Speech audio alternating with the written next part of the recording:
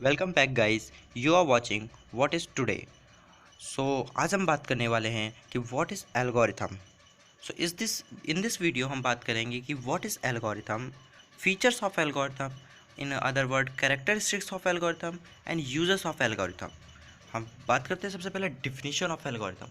N algorithm is a set of instruction design to perform a particular task. That means कि जो एक algorithm होती है वो इंस्ट्रक्शंस का एक सेट होती है जिसकी हेल्प से हम किसी भी टास्क को, एक पर्टिकुलर टास्क को, एक स्पेसिफिक टास्क को या किसी भी प्रॉब्लम को सॉल्व करते हैं step by step. For example, अगर हमें कोई असाइनमेंट लिखना है तो हमें सबसे पहले ये क्लियर करना होगा कि असाइनमेंट का टॉपिक क्या है।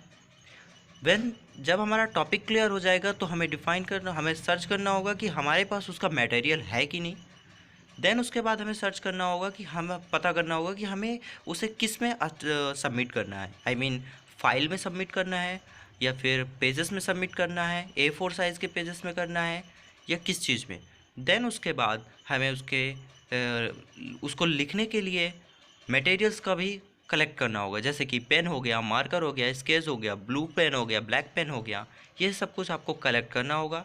देन उसके बाद आपको उसको एक सिस्टमेटिक तरीके से लिखना होगा, क्वेश्चन वाइज क्वेश्चन, एंड उसका एक पर्टिकुलर टॉपिक्स लिखने होंगे, जैसे कि फर्स्ट अलाउट definition, then what is, then उसके बाद टाइप्स, देन उसके बाद हो सकता है उससे पहले अगर कोई कंप्यूटर के बारे में पूछ रहा है या कुछ ऐसा प्रोडक्ट है, ऐसे असाइनमेंट है जिसकी कोई हिस्ट्री भी हो तो उस हिस्ट्री को भी लिखना होगा हमें। देन उसके बाद उसके यूजेस, उसके एडवांटेज, उसके डिसएडवांटेज, उसको किसने फाउंड किया है, उस पर किसने वर्क किया है, उसको मार्केट में किसने उतारा है, यानी कि उसको जो वो सिद्धांत है, जो असाइनमेंट मिला है, उस सिद्धांत को किस साइंटिस्ट के द्वारा डिफाइन किया गया है, फाइनलाइज किया गया है। जब ये सब कुछ हम डिफाइन क्लियर कर लेंगे, हम अपना असाइनमेंट क्लियर कर लेंगे, तो फिर हमें उसका फ्रंट पेज बनाना होगा जिसमें आपका रोल नंबर, डिटेल्स और बाकी सब कुछ होगा, कॉलेज प्रिंस, HOD का नाम, टीचर्स का नाम, क्लास टीचर्स का नाम वगैरह होगा। देन उसके बाद आपका एक इंडेक्स पेज होगा जिसमें कि आप पेज वाइज पेज डिफाइन करोगे कि आप किस पेज से किस पेज तक में कौन सा टॉपिक लिखे हो। सपोज डिफिनीशन किस पेज में लिखे हो और कितने पेज की है डिफिनीशन। वैसे डिफिनीशन तो एक पेज की होती है या 2 से 4 लाइन की होती है, लेकिन एक बात बता रहा हूँ, अगर आप टाइप्स को डिफ़ाइन किए हो तो किस पेज से किस पेज तक टाइप्स को डिफ़ाइन किए हो, ये सब कुछ आपको वहाँ पे क्लियर करना होगा इंडेक्स पेज में। देन उसके बाद उसमें आपको HOD के सिग्नेचर, क्लास टीचर के सिग्नेचर, अगर आपके यहाँ का रूल्स है तो असाइनमेंट में डीन का सिग्नेचर या फिर आपके प्रिंसिपल का सिग्नेचर, और VC वगैरह के तो सिग्नेचर्स होते नहीं हैं। देन उसके बाद जो आपका असाइनमेंट सबमिट करने वाला टीचर होगा उसको आप अपना क्लियर करोगे, अपना वाइवा दोगे और वो असाइनमेंट सबमिट करके आओगे। सो इस प्रॉब्लम को सॉल्व करने के लिए कुछ स्टेप्स लिए गए हैं जिन स्टेप्स को मैंने क्लियरली बताया है आपको, और ये सारे स्टेप्स आपको 1 by 1 ही लेना है, यानी कि आप इस स्टेप्स को पहले 1 नंबर देन उसके बाद 10वां नंबर आप नहीं कर सकते हो। आपको 1 2 3 4 स्टेप्स क्लियरली करने होंगे, सारे स्टेप्स को एक एक करके क्लियर करना होगा, तभी आपका असाइनमेंट क्लियर होगा, एक सही तरीके से लिखा होगा, एक सही तरीके से सबमिट होगा, एक सही तरीके से आप वाइवा दे पाओगे। अब हम बात करने वाले हैं फीचर्स या फिर कैरेक्टरिस्टिक्स ऑफ एल्गोरिथम। एल्गोरिथम के लिए क्या नेसेसरी चीज़ें हैं उनके बारे में बात करेंगे। तो सबसे पहली नेसेसरी चीज़ है इनपुट। बिना किसी इनपुट के आप एल्गोरिथम को कंप्लीट नहीं कर सकते। दैट मीन्स आप जो एल्गोरिथम बना रहे हो उसमें आपका इनपुट नेसेसरी है। जो आप एल्गोरिथम को एक्सप्लेन करोगे उसी डेटा को इनपुट माना जा रहा है यहाँ पे। देन नेक्स्ट है आउटपुट।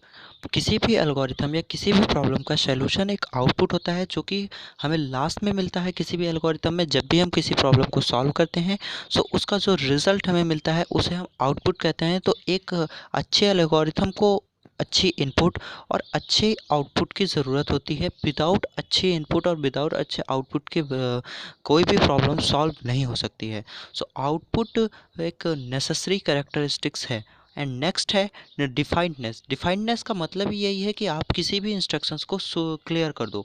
जो आपके स्टेप्स हैं वो सारे स्टेप्स क्लियर होने चाहिए। एक एक स्टेप को अगर हम क्लियर कर दिए हैं और उसके अकॉर्डिंग हम किसी भी प्रॉब्लम को सॉल्व कर रहे हैं तो वो प्रॉब्लम आसानी से सॉल्व हो जाती है। तो डिफाइंडनेस एक कैरेक्टरिस्टिक्स है जिसका मेन मतलब यही है कि आप किसी भी प्रॉब्लम को क्लियरली सॉल्व करो। नेक्स्ट है फाइनाइटनेस। फाइनाइटनेस का मतलब है कि हमारा जो एल्गोरिथम है उसमें एक फिक्स नंबर ऑफ स्टेप्स होंगे।